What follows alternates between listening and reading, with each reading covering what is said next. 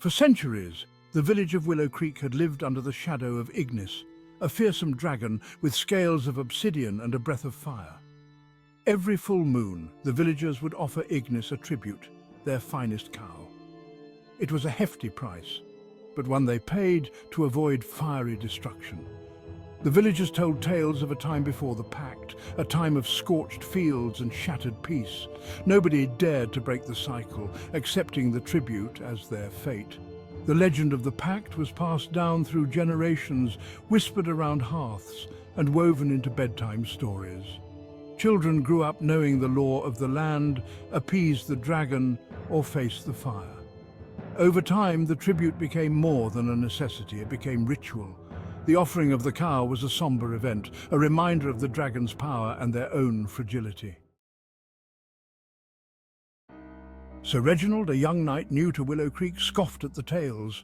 He found it ridiculous that his fellow villagers cowered to a mythical beast. I vow to slay Ignis.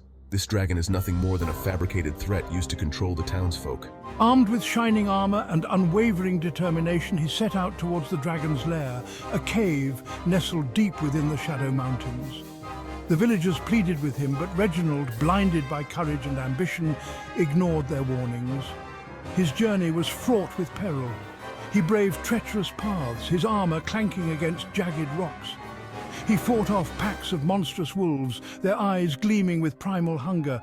He crossed raging rivers, the icy water threatening to sweep him away. Yet Reginald pressed on, fueled by the conviction that he would be the one to free Willow Creek from the dragon's tyranny. Pause 3S. As Sir Reginald ventured deeper into the Shadow Mountains, he stumbled upon an ancient, abandoned fortress. The eerie silence and the crumbling walls whispered tales of battles long forgotten. He cautiously entered, his senses heightened. Suddenly the ground beneath him gave way, and he plummeted into a dark dungeon, trapped and surrounded by iron bars. Pause 2S. Desperation clawed at him, but Reginald's resolve only grew stronger. With a powerful kick, he shattered the gates of the dungeon, his strength fueled by the urgency of his mission. As he emerged, he found his loyal flying horse, Celestia, waiting for him. Without a moment's hesitation, he mounted Celestia and took to the skies, the wind rushing past them. Pause 2S. The horizon was ablaze with an ominous glow. The dragon, Ignis, had already reached the ivory tower where the queen cow resided.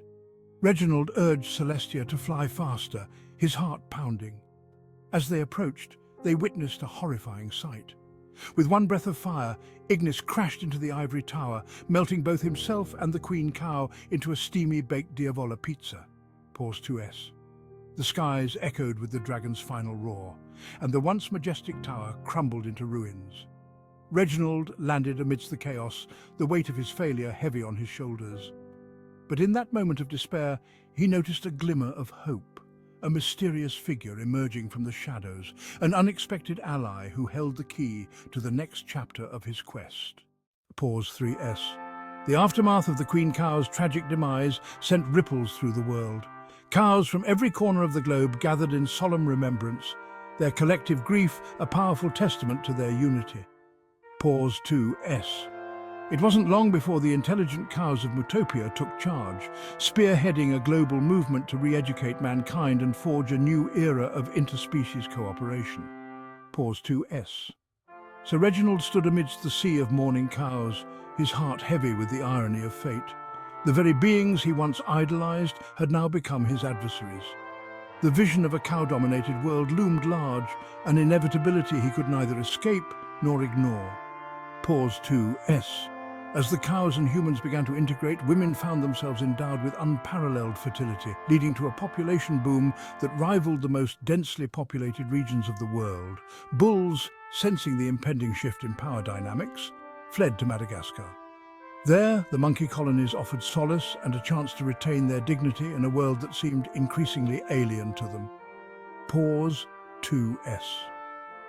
Sir Reginald watched helplessly as the world he knew transformed beyond recognition. What was once a realm of knights and dragons had morphed into a bizarre tapestry of interspecies alliances and unexpected hierarchies. Pause 2S. Never before had the world seemed so chaotic, so unpredictable. pause 2s. And so, with a heavy heart, Sir Reginald whispered into the wind, "May God help the United States of Cattle." Pause 3s. But even in the midst of this upheaval, a glimmer of hope remained. For in the unlikeliest of alliances and the strangest of times, there lay the potential for a new kind of harmony, one that perhaps could forge a future where all beings coexisted in peace. After days of perilous travel, Reginald finally reached Ignis's lair. He expected to find a dragon's den littered with bones and treasure. Instead, he stumbled upon a sight that made him question his sanity. The cave was illuminated by bioluminescent mushrooms, revealing a sprawling city. Buildings were constructed of hay bales and mud bricks, interconnected by a network of paths and bridges. And most astonishing of all, the city was populated entirely by cows.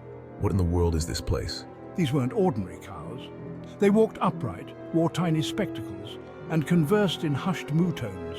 Reginald learned they called their civilization Mutopia and had been secretly developing advanced technology for centuries.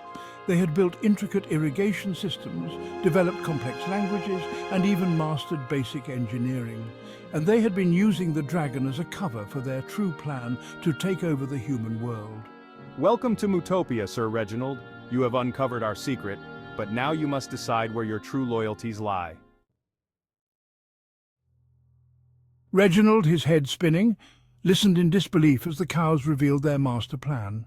They planned to use a device that amplified Ignis's fire breath, creating a massive heat wave that would render the human world uninhabitable. With humans out of the picture, cows would inherit the earth.